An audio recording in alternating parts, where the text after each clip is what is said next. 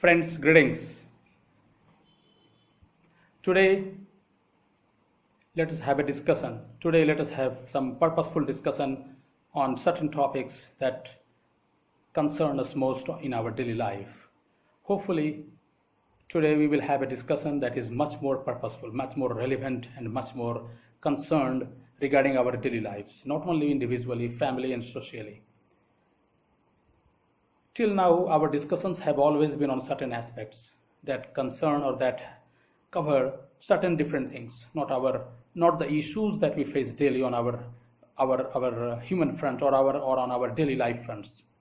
The situation today is very, very grim, very, very critical. Certain issues are there or certain problems are there for which there are no solutions available. It appears that we are moving in a direction where we are headed for a stumbling block, or where we are headed for a clash against a wall, a blind wall, where nothing is visible and we do not know the next step forward. As a human life, or if we take into account the human life, certain aspects are always important. You can name a number of them, but today the discussion will be on certain aspects which we are going to have. Our society, our people, our economy, our government, and environment. These 5 aspects, I think, are the most important aspects so far as our human lives are concerned. And these 5 aspects will always make our life comfortable or uncomfortable, happy or sad, convenient or inconvenient. Now, in terms of India, or even for the world also, sometimes I think the issues that we are going to discuss today will be applicable for the entire world, but we will keep our discussion for India. Or as Indian, my discussion for today is going to be on the climate, on the situation, on the position, on the circumstances that we see in India. The situation prevailing today in India on the aforesaid aspects is not only worrisome but extremely devastating. Society, people, economy, government, environment all appear to be on a depreciating path, creating a pitfall pitch for us and generations to come.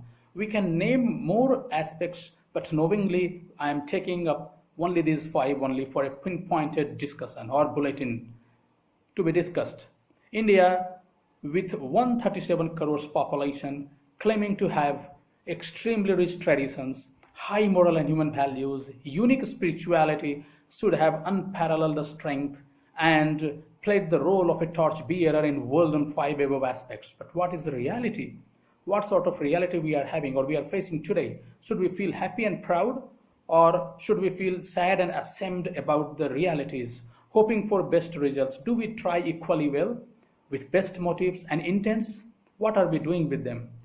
We will have a discussion on these 5 aspects, pinpointed, bulleted, very, very short and brief discussion. Let us take up the society first. What kind of climate or environment we have in society? What sort of society we are having, or what sort of social life we are living?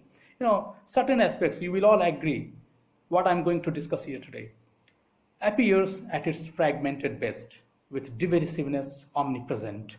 Political, social, financial, superiority, one-upmanship appears main time pass or core engagement. Established age-old benefits, beliefs, traditions, and management theories appear biting dust.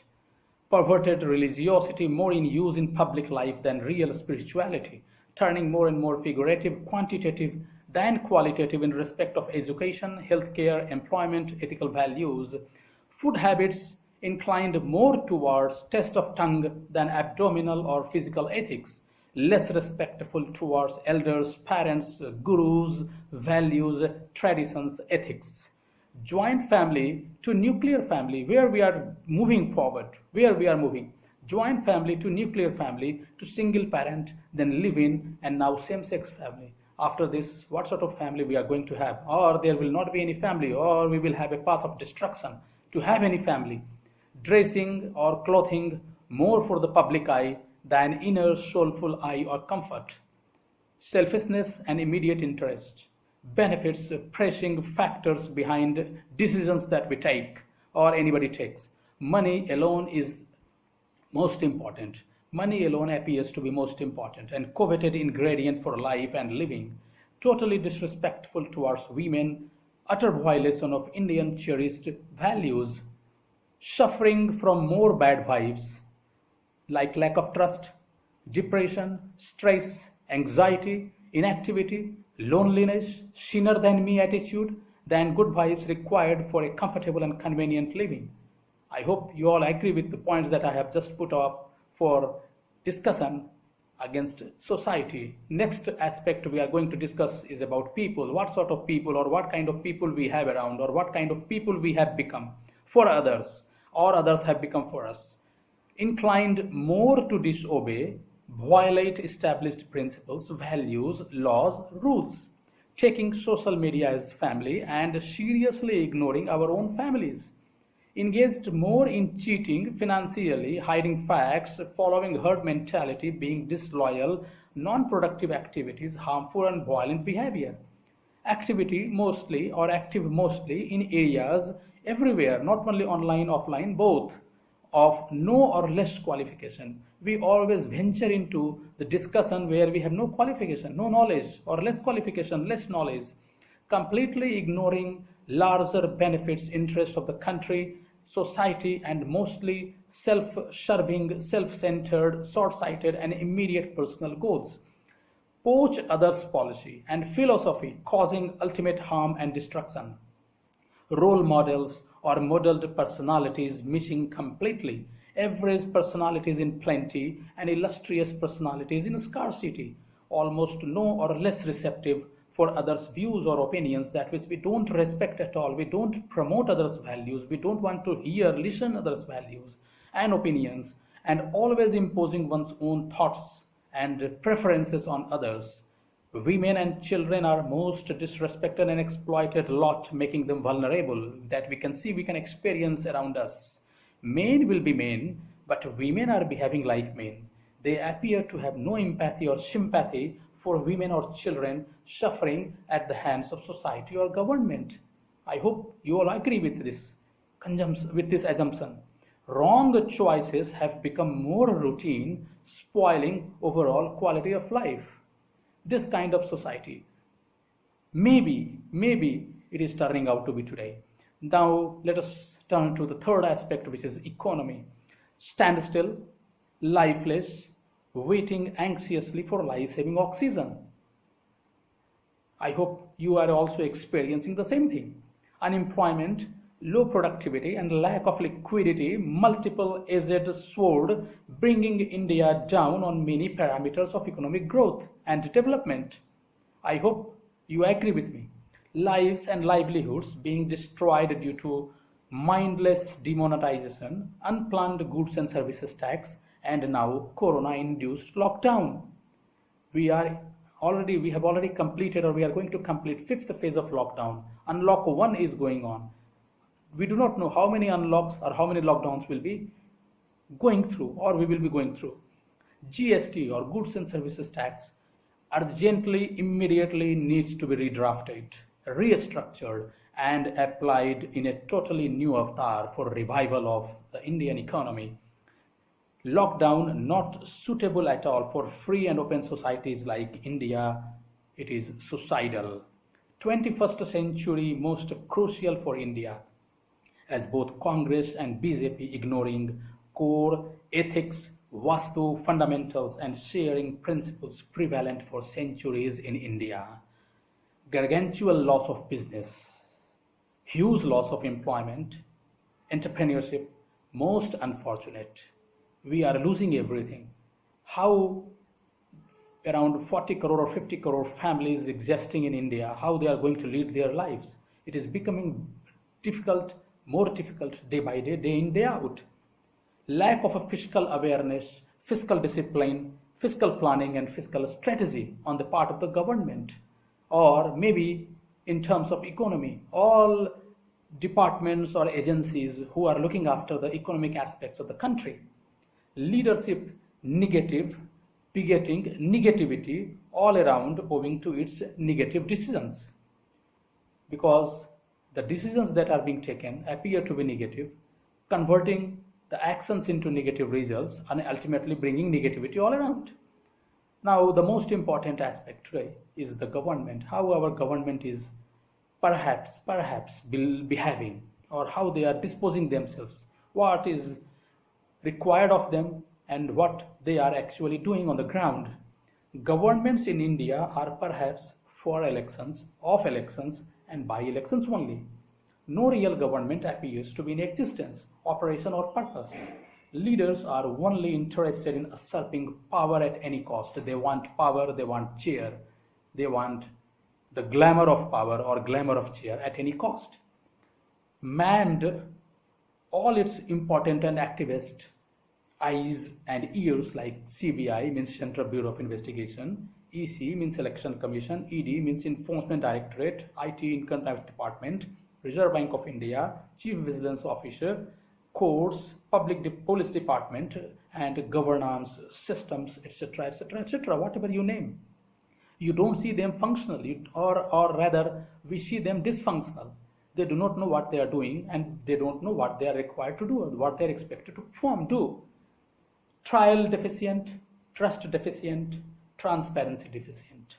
Nothing is taken seriously, or they consider it a pastime, governance. The government is taking governance as a pastime. When free time is coming to them, they are looking at governance. Otherwise, they are having something different to do or something different goals to achieve.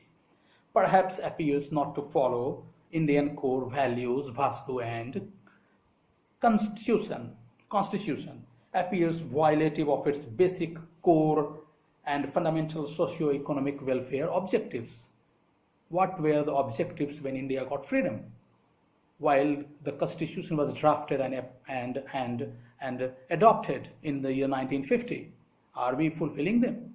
Sponsors sinister campaigns against social activists and philanthropists. Somehow this is my feeling, maybe you all agree with me. Responsible for loss of law and order, governance systems, and related departments. Engaged in misplaced priorities, oblivious of larger national interests. Instead of looking at or trying to satisfy or complete or achieve larger national interest, the government is always engaged in short-sighted, short-term results, which is not going to serve any purpose at all for the country, for the society, for the people, for everything. 21st century governments, total mismatch and unsuitable for national issues, larger issues. Law and order is worst, particularly for women, as crimes against them are on the perpetual rise across the country, whichever state you take. NCRB data also, if you go through, National Crime Reports Bureau, Records Bureau, if you go through the data compiled by them, you will have this sort of confirmation. Children are the most ignored lot by the governments, resulting into absolute deprival of education, healthcare services, and nutritional intakes that we can see, we can experience in our daily lives. The last but not the least, but for today's discussion, this will be the last aspect that we are going to discuss. Environment, or the climate or the atmosphere around us, is always important for the survival of the humankind. If we have good environment, we live a healthy life. We lead a healthy life, we lead an active life, we are satisfied, we are always energetic. But if the environment or the climate is not suitable, or it has some problems, then even going out or venturing out becomes a big problem for each one of us, for children particularly, and the elderly. They are always having, or they are always suffering, and they are always at the receiving end. Now, environment, the certain bulleted points or pinpointed discussions that we will have is, not in focus at all in anyone's eyes, ears, or mind. Environment, nobody considers important. No public awareness about clean and green environment. Government departments, bureaucracy, society's approach and behavior towards environment, self-defeating, causing existential questions, doubtful existence for the mankind. Safety and security of individuals in public life are most callous and ignored. Actually, there is no importance, or there is no, what should I say, the government doesn't put any kind of emphasis on security and safety of human life in public, in whatever aspect or whatever aspect. Negativity at all levels, individual, social, familial, financial, psychological. This kind of kind of feeling is prevalent in today's environment. Offline human touch or interface totally missing. Everything is going distanced or online. Food, education, jobs, work, meetings, social gatherings, health, shopping, discussions, whereas man is a social and emotional animal. Corona-induced lockdown has been recently experienced by all of us, each one of us, for the last maybe 4, 5, or 6 months maximum. But this development is happening for last couple of years, or maybe for 4, 5 years. If we take these issues that just now I counted or just now I enumerated for you all. I am okay, you are not okay. Culture is all pervasive. I am always okay, you are not always okay. I hope you agree. This is the kind of culture that we are seeing, experiencing. It is all pervasive today. Sponsored fake news flood for last few years has perhaps annihilated real news industry, poisoning innocent minds of gullible common public. I hope you agree. The fake news industry or fake news culture has picked up like anything, killing the real news industry. And because of fake news, news items circulating around us, maybe mostly, are non-existent at all. Powerful positions occupied by self-centered individuals or individuals occupying powerful positions behave in an autocratic manner, killing growth and common good. These kind of pinpointed discussions or these kind of bulleted points, I thought we should have a discussion on in terms of these 5 aspects of society, people, economy, government, and environment. If we take care of these things in today's times or in today's world, our life, daily life, it will not only turn into a positive one, but rather we will all be dealing with the negativity around us in the most successful manner. Plenty of examples supporting bullet points against 5 aspects are visible and verifiable in our daily life. Larger national interests are being sacrificed for short-sighted personal interests of today's government and leadership. I will take you to a kind of anecdote also. Let us understand an anecdote, a story from the mythology that India has. India is rich in mythology. We have many stories or many characters who have led their lives in such a manner that they not only motivate us, they not only teach us how to lead our lives, but also send message across that human lives must be dealt or must be led in this sort of manner. Ramayana says that holy war took place between Lord Ram and Sri Lanka King Ravan on Ma Sita rather, having been kidnapped by latter. Lord Ram killed King Ravan. Mahabharata says that holy war took place between Pandavas and Kauravas, King Duryodhan, on Draupadi having been dragged and disrobed in presence of full Kaurav court. Kauravas were subsequently killed by Pandavas under the guidance of Lord Krishna. Today, many Sitas and Draupadis are being incarcerated, tortured, and exploited by rulers at central and state governments, and mindlessly, populously supported by public also at large, at the cost of age-old Indian ethics, values, and tradition. How low and sinful we people in Indian society have turned supporting unethical actions of governments, resulting into complete destruction of economy and environment. How and what solutions should be suggested against these suicidal approach, attitudes, and activities? Let us discuss these things later, not for this discussion today. Today's discussion, I just wanted to focus on these 5 aspects of society, people, economy, government, and environment, and what sort of issues we must take care so that we have a successful daily human life, and for the next generations also, for the centuries to come.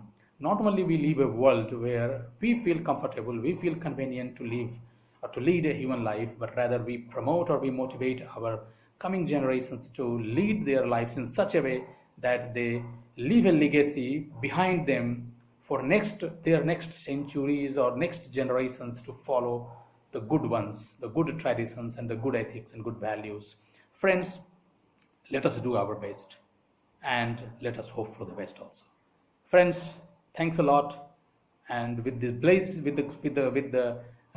message that we must be successful in our human daily lives, and we must be happy, convenient, comfortable when we lead our lives in a kind of manner that is expected of us. Thank you, friends. All the best. Thank you.